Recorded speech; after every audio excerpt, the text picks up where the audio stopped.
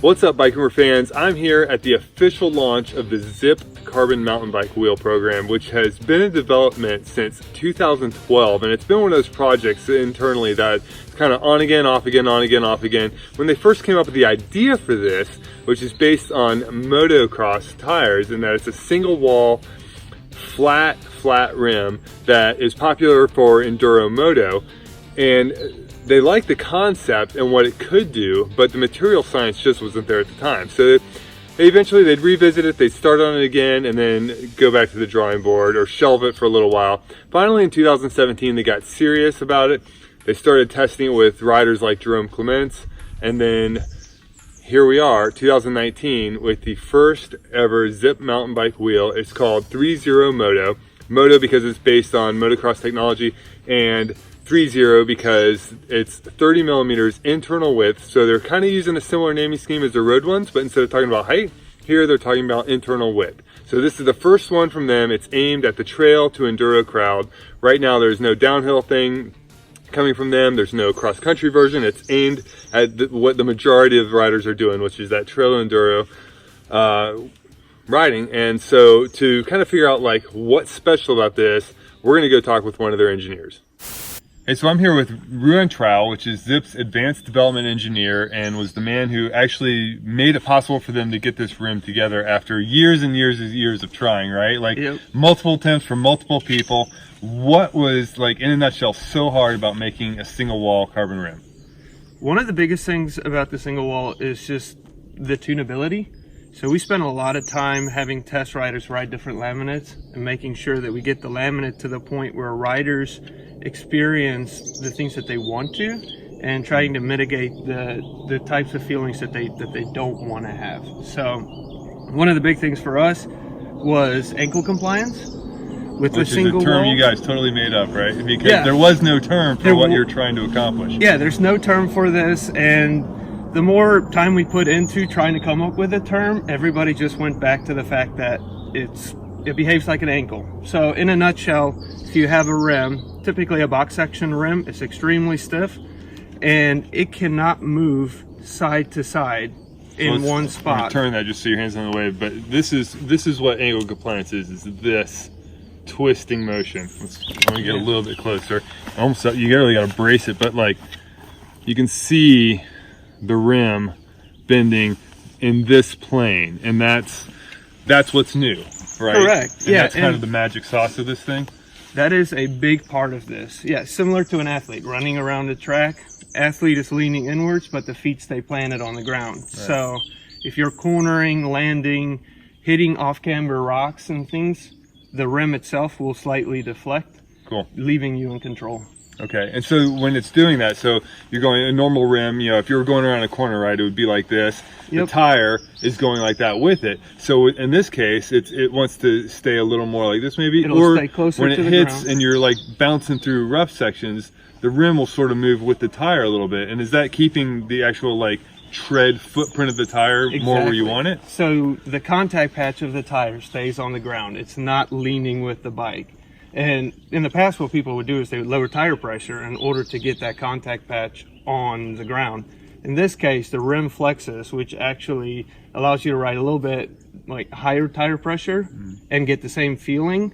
But we've also shown that slightly lower tire pressures still work with this without the tire squirming. Cool. All right. And then the other thing about a single wall design is with the box section, it's really like a truss system that you can't, you know, like if you're government, you can't compress it like this way. So it's a radial compression. And with this one, you get a lot of that. The slow-mo videos you guys shot, which I don't think I'm going to be able to recreate. It shows a lot of deflection, and then which means you have the wheel acting as more of a shock absorber than other traditional wheels. Exactly. So what we tried to set out to do is to take the impact event itself and to spread it out over time. So if you spread the impact event over time, it gives the whole system time to respond. So the rim would have to flex in order to stretch that time out. The more rigid it is, the more instantaneous the impact feels, and it also transfers to the rider. So it's kind of like bungee jumping with the rope versus the rubber band. That's what we set out to do with this wheel, is to give you the compliance, but it also has to be supportive. If it's not supportive, the rider will not be in control. So that's part of what made this so difficult, was to give the rider the compliance, but not go too far that direction, and make sure that they still have a wheel that is really stable and predictable. Right. All right. So the one thing you guys, it was like a glaring omission in the presentation, was that other material. So in the cross section, you'll notice there's like a lighter colored material woven through, and it's not carbon. It is a high tenacity fiber that we put in there. For us, it is a level of support, and also kind of a safety barrier that we wanted to put into the rims. When traditional carbon break, it can sometimes be catastrophic. Right, because it just like shatters. Like carbon won't stretch, and it doesn't like to bend really. Right. So what ends up happening is, once some of it breaks, if you hit something hard enough, the rest of it will go. So what we wanted to do was put a material in there that is a little more stretchy than the carbon itself. So when everything fails, that material still holds together. And they're available now? They're available right away. What's the prices? We are just under $2,000 for a wheel set. $19.99 for a wheel set. Right. Yep. And the wheel set comes with Tire Whiz, one of our new widgets that you can find on our rims. Helps you stay in control of your tire pressure. Something that's really nice about it, before you get on the ride, you can just look at the little tire pressure monitor itself, and it has blinking lights on it. It'll tell you if you're within range or if you're high or low, and you can adjust accordingly. Which is kind of cool, because there's an app for it, but you don't have to pull your phone out to show your pressure. You can tell by the way the light's blinking and the color. Right. So when you just pick up your bike, give it a quick bounce, lights will come on, you'll be like, my tire pressure's set, and off you go. Off you go. And another cool thing you guys are doing for the first time is standalone rims available to anyone. What's the drill count? Are you just doing one? We're only doing 32 hole count, and main reason for that is to make sure that the rim stays supportive to the rider. If you go to a fewer hole count, what ends up happening is the build can not spread the load out throughout the whole rim. So you end up with a rim that could become faceted. So what we wanted to do is make sure that you keep a perfectly round wheel, and in doing so, we need 32 spokes in order to make sure that that load gets spread out. Is because it's such a more compliant rim? Correct. Right. Yeah. So the compliance needs support, and that support will come from the hub and the spokes. Okay. And so the cool thing with that is, if you have a Cannondale Lefty or something, or you just really love, say, Chris King or Hope hubs or something like that, Industry 9, you can build it up with whatever hubs you want, and whichever spokes you guys want. Although you guys do make some recommendations on we do nipples. recommend a specific spoke and nipple and washer to go with it, along with obviously your tensions, and it's already tuned to work really well with that. Your spoke age will change the stiffness of the wheel, and so will the tensions. So with all the testing that we've done, we figured we need to at least give the builder a starting point. Right. And then, so it reminds me, the other thing is you'll have little washers that go on, and the washers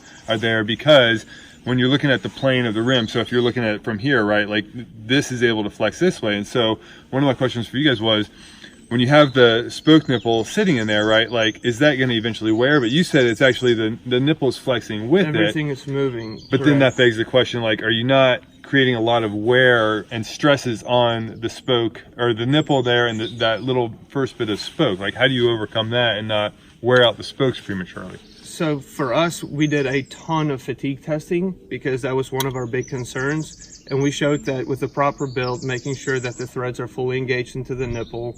If you have the proper spoke lengths, proper build, the flex itself will transfer into the spoke and not so much being carried by the nipple in that first thread section. Okay. So, and then the washer keeps it from wearing into the carbon because, again, exactly, you've got like a lot of movement going on there. Exactly. The washer spreads out the load at the carbon interface, and that helps so that the nipple itself doesn't wear with the carbon as well.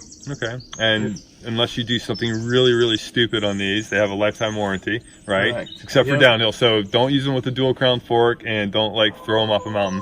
Right. Otherwise, you're good to go, right? Covered. Okay. Awesome. Thanks a lot, man. Yeah.